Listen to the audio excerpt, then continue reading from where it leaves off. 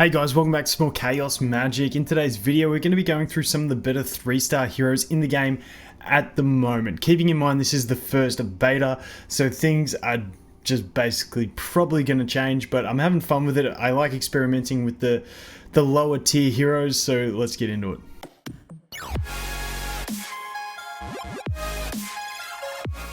Okay, so like I said, keep in mind this is bound to change. As you can see here, my first 6-star, I've also got him, what do they call it, elevated. I've elevated him once.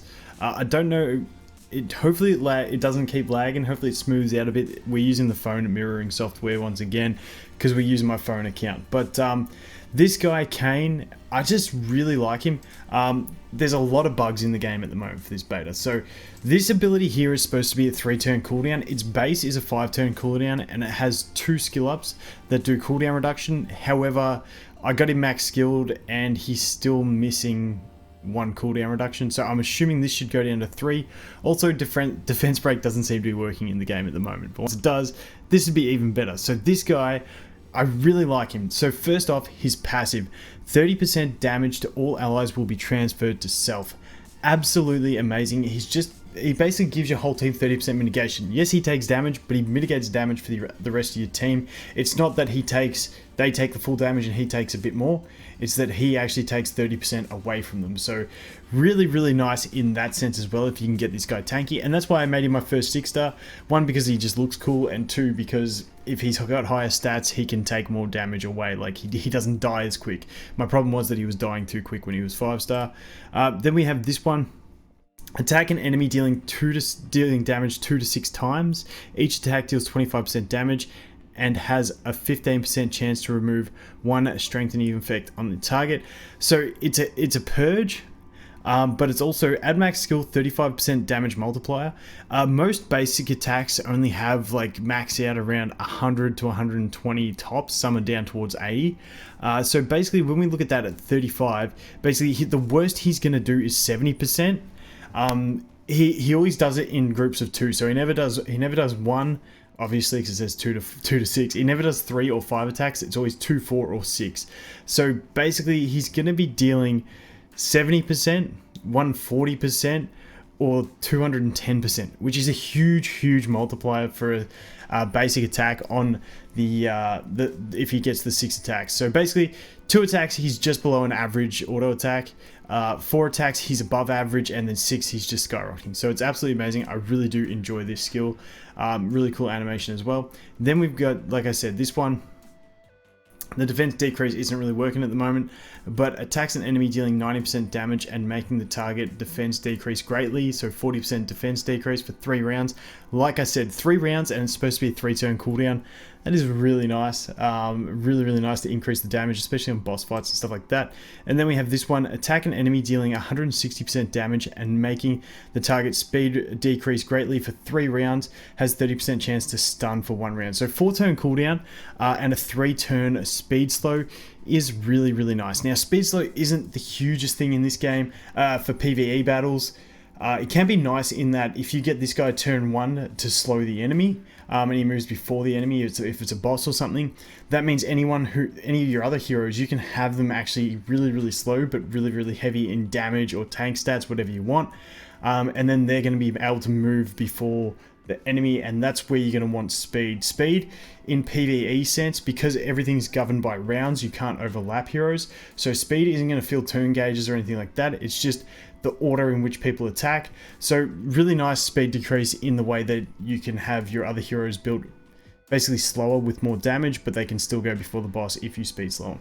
So that is going to be that one. Basic kit, really nice. I do find this to be fantastic. Just the 3-turn defense decrease and the 3-turn speed slow, and being a great defense, because you sometimes get a 20% decrease. I just really like it. Plus the auto attack's nice, and the passive is really nice, especially for if we go back home and we go to battle and we go to this one. Especially for this one. So level 9 is the highest that's unlocked, but this chick does a lot of single target damage, and it applies burns and stuff like that. But being single target damage, it means he's able to soak up and stop one hero getting nuked by that. So Really nice for that. And now I am only on like day 2 of this account, and I'm up to like the like end game content for this beta. But like in beta, they rush you through everything. So like in a dungeon run of this, when I clear it, I get 10 pieces of gear. I'm tipping when they go to global, you're only gonna get 1, so I'm progressing like 10 times as fast. So just keep that in mind. They give you a lot of free stuff on beta as well. So heroes, the next one that I want to go ahead and look at is Elson. Now this guy, I'm not saying he's going to be great. He's on my radar. I tried building him, except he's bugged at the moment and I can't test him properly. But let's take a look. I really like his kit. Looks really nice. When energy is higher than 3, makes self attack increase greatly, so 20% attack increase, lasting for 1 round. And triggering once per round. So basically, if he starts the round with 3 energy or more, he's gonna have that buff. How he gets energy is every time he uses his basic attack, he gains 1 energy. Attack an enemy dealing 90% damage has a 30% chance to make the target's defense decrease. Lasts for 1 round. And that's not a great defense decrease because it's only 20%. But it's not too bad. The thing we're looking at is going to be this passive. When energy is higher than 3, you can use basic attack to act 1 more time. Translations are still bad. Dealing 80% damage and ignoring the target's defense. So you get, with skill ups, which are easy to get because they're 3 stars obviously, you're going to get 100% damage that ignores defense, which is really nice every time he uses his normal attack. So he's going to do his normal attack with a 100% multiplier and then get a bonus 100 ignoring that defense, and it's all going to be done off of a greatly increased attack rating. So he's one of the ones when on auto, I'd just take off his ultimate and let him just keep using his basic attack to basically take advantage of this true damage that he can deal. So I tested him without skill ups and he was doing this. So basically he attacks, and then as you can see, he's got a little crossbow, a little bow here, and he'd bring out the bow and do a shot, and that was his ignored defense thing. As soon as I skilled him up, it stopped working. So he's bugged. So I can't test him fully, but I just feel like he's got that nice little boss synergy where in the wave before the boss, you can just ramp up his energy.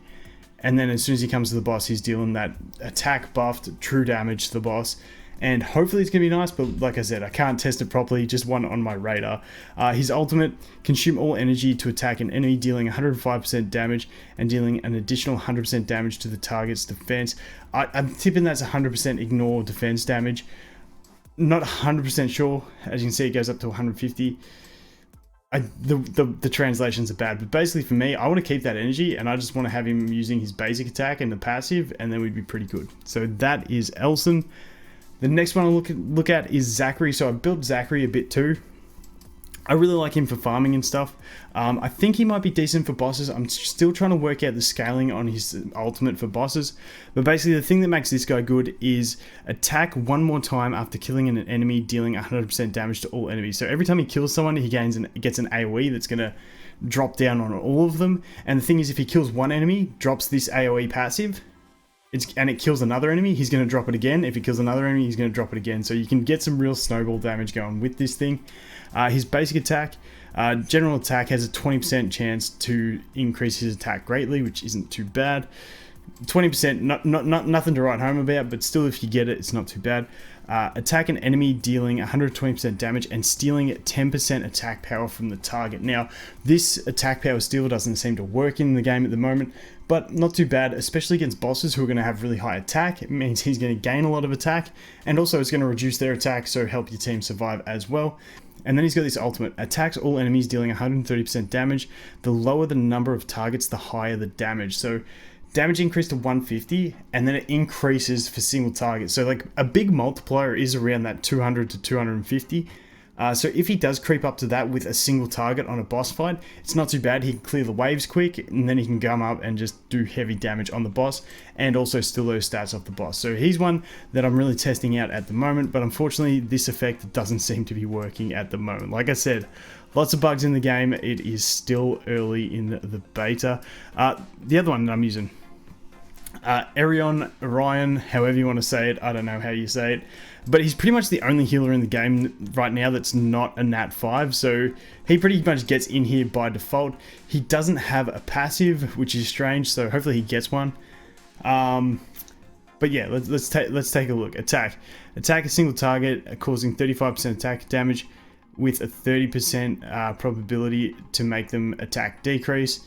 As you can see, it goes up with skills. That's pretty much a weak attack with a chance to decrease their attack. Heals all of your side, restores the HP and attack. Man, the translations are tough. Basically, heals your allies based on his attack and dispels one negative effect.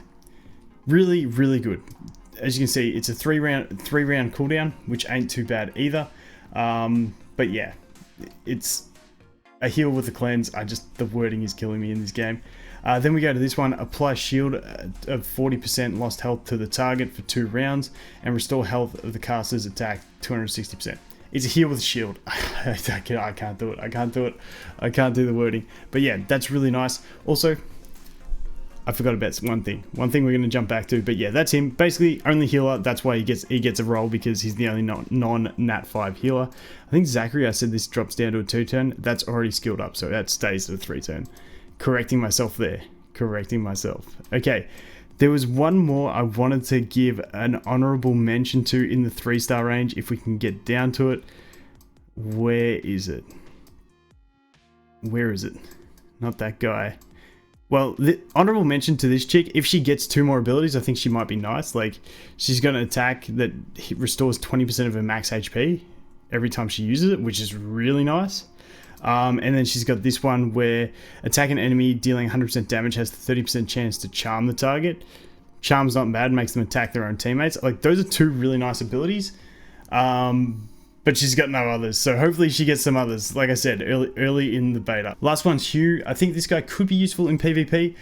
Basically, he has a big speed decrease, so attack an enemy dealing 190% damage, making the target speed largely decrease. This one, attack all enemies, making their speed decrease greatly.